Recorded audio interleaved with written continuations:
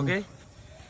আসসালামু আলাইকুম। আমরা হলো মামা ভাই না, এই যে যারা কিনা গোবরি বের করতে যায় মানে গোবর সয়লে ফেলাই দেন, তো তাদের জন্য এটা হলে যে প্রথমে যেমন কাটবেন, আর এটা ইয়ের সময় আমরা রকটা বান্ধা নিছিলাম, এই যে হলো পুরা গোবরি বের হয়েছে।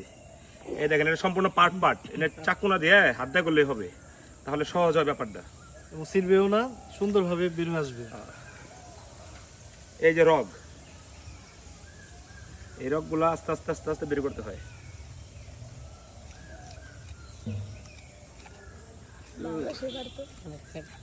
বালতিটা ধরে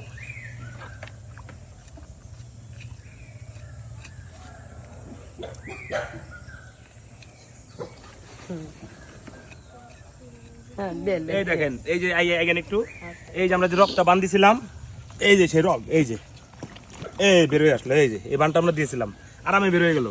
আপনার কোনো রকম 1 ফুটও গোবরি বের হবে না, ঠিক আছে? সুন্দর বেরিয়ে আসছে। শেষ।